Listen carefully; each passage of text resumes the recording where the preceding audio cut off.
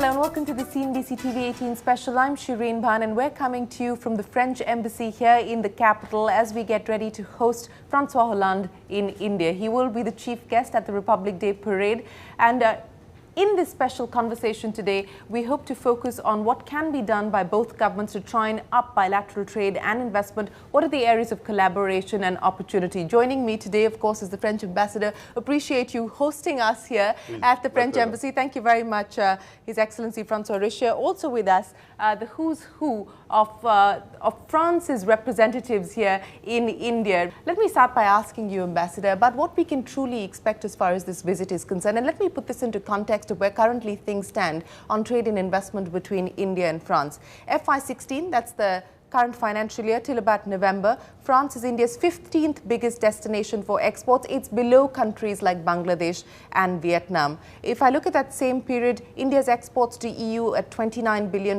down by about 12.5%, almost 13% year on year.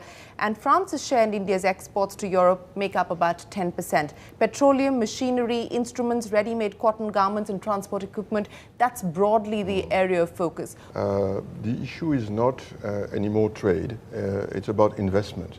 The trade between France and India has been steady over the last 8-9 years after a sharp increase. What is happening now, it's a great flow of French companies' investment in India, which is growing every year on a regular basis, 1 billion, 2 billion a year, which means that the French companies are producing in India for the Indian market and for export. Therefore, trade has no role in this. What is important is a new connection which is established through the investment of the French companies. Okay, but what are the specific challenges that they face today while investing in India? So those who are entering have to adapt, and of course that may be difficult during a couple of years, but once it is there, I think they fit very well in the environment. The chemistry between the French and the Indian is very good. And of course, like any other companies, French or foreigner companies or Indian companies, they face the usual problems like lack of infrastructure, red tape, all these kind of issues which are very common. Yours, Derek, at BNP Paribas, because as the ambassador was pointing out, you've had a long association and a long history with India. Financial services, that of course is one of the big areas of opportunity when we talk about two-way investment. How does BNP Paribas hope to contribute to the story in India? There are two elements to it. One is the sourcing of the technology. So there are a lot of providers. We also have, for example, a joint venture that produces a lot of the technology that is being used in some of our distribution channels in Europe, and not only in France, across Europe. Secondly, we see that the introduction of fintech, of digital distribution, really opens up the market for financial products, financial services, and where investors in the financial sector, such as ourselves, can overcome some of the distribution constraints that previously made it very difficult for us to distribute our product, mostly then in the retail space. So Salota, let me ask you about what more we can expect as far as Alstom is concerned. Finally, almost I think we've been waiting for what, a decade as far as the locomotive deal is concerned. That's gotten the go-ahead from the government. So how soon do we actually see work starting off as far as the locomotive side is concerned? First of all, this project has been the plan has been going on for several years, almost a decade, I would say. So we are very happy that we have finally reached a point where we are now going to be building world-class locomotives out of the state of Bihar. The plan is to provide 800 locomotives and then do the maintenance of the first 500. So we are well on course today. And you now need to deal with various state governments. So you're not dealing just with the central government. That's you now need to deal more with the state governments because the approvals and so on and so forth are really going to happen at the state government level. We're seeing this business of competitive federalism play out at this point in time. How is that impacting what you do on the ground? No, Shereen, I'm glad you brought out the idea of competitive federalism because we see it every day practically. Today, every single city and every single state is actually competing with each other to get to be up there before anybody else is. For you to know, we are already at Kochi Metro. We've supplied the train, the first train has already been supplied in the fastest possible time, 5 months ahead of schedule. In the coming future, we're looking at Nagpur, we're looking at Chandigarh, we're looking at Vijayawada, we're looking at Guntur, and there are 4 more cities apart in Uttar Pradesh beyond Lucknow. Patna is looking at also metro. So there are there's a strong push from every single quarter, from every single state, to be the first one to develop the metro system. What do you see as the challenges of being able to position India as an export hub? Because people talk about the infrastructure deficit, which of course is well known. People talk about high transaction costs. What else does the government need to address, whether at the central government level, at the state government level, at the tax front, to be able to really maximize on the potential of India as an export hub? Yeah, Sharon, good. So yeah, you said it rightly, because with about 29 factories, which we have all across India, with 21,000 people, we have, as Mr. Ambassador has said, that we are making it for India, as well as almost we are exporting today to more than 30 countries. And that is growing approximately at a pace of about 20% every year. And in terms of the exports, in addition to our products and solutions, which are engineering products and solutions, for our 4 main markets which we serve, which is infrastructure, data centers, buildings and industry, there's a lot of exports which we do for services, be it in terms of engineering services or be it in terms of the IT services, for which a lot of talent is available in India. So in that sense, you're also then contributing to the Skill India program. Exactly. Or at least collaborating with the Skill India program. Yeah, and that's a program which is very, where we have taken a lot of initiative, and we started almost in 2009. And we continue now with respect to the vision of the new government on renewable and solar. So we're adding now electrician training for solar, because when we look at the solar plants, they are in remote areas. To get the electricians and technicians very close to those plants to operate and maintain, this program is really helping us.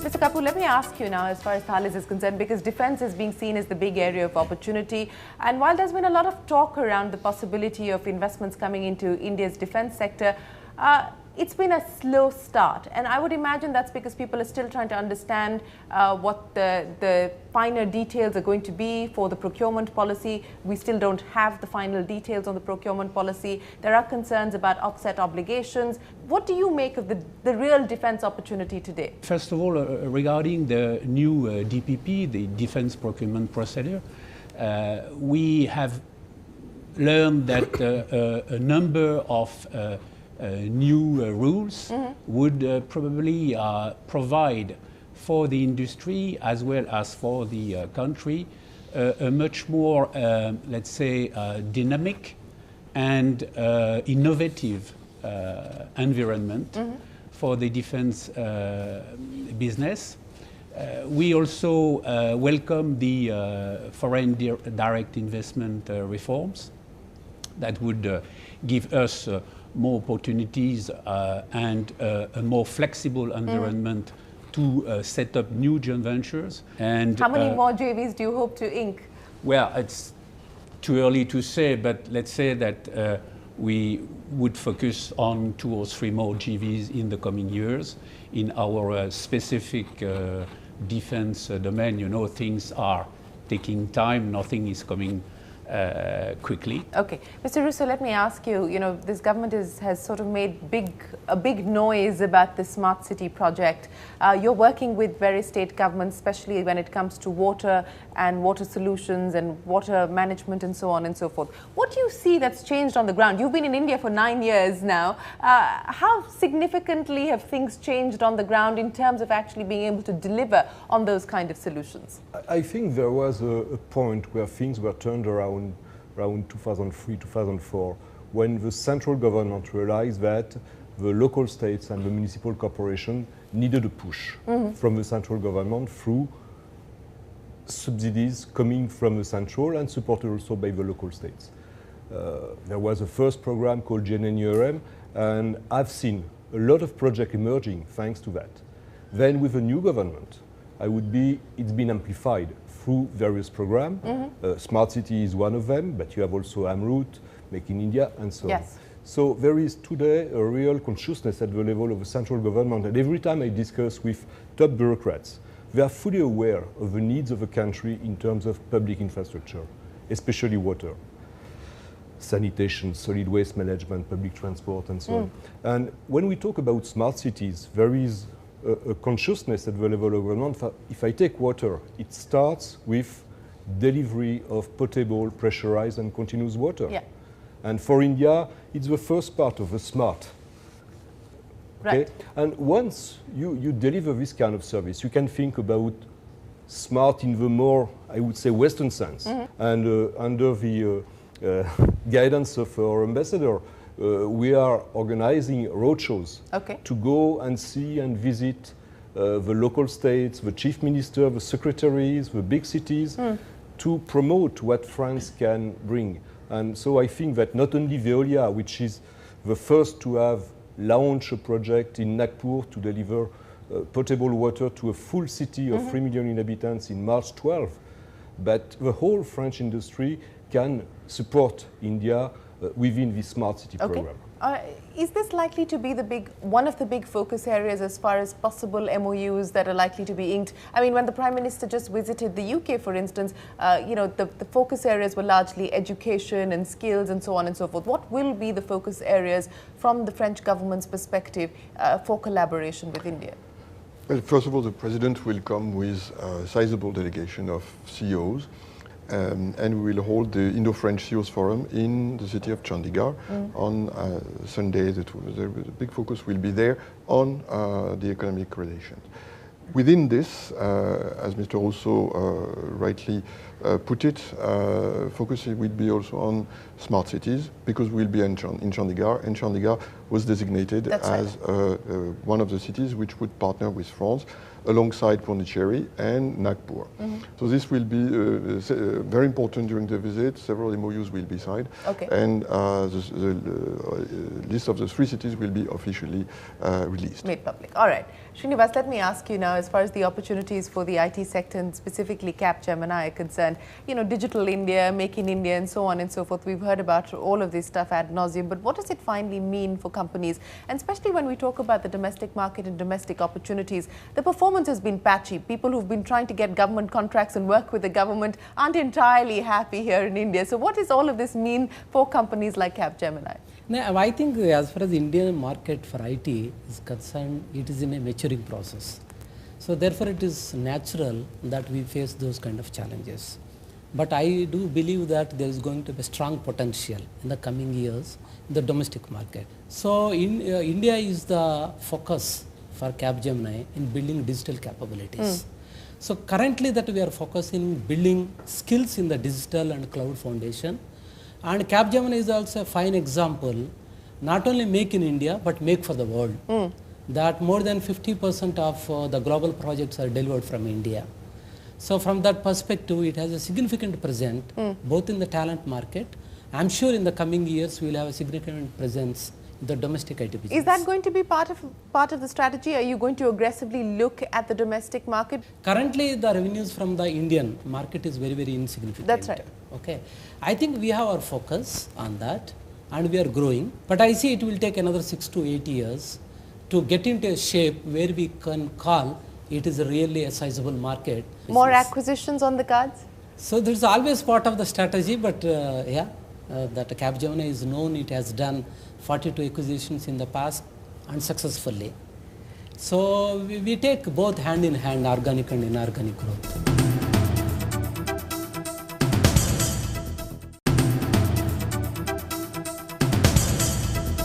So let me get the wish list from each one of you. Let me start by asking you, Mr. Kapoor, as far as your wish list would be concerned, on what can really be done at this point in time from a policy intervention point of view to try and scale up the degree of investment. I believe that our will meet what we understand as being the objectives of the governmental reforms.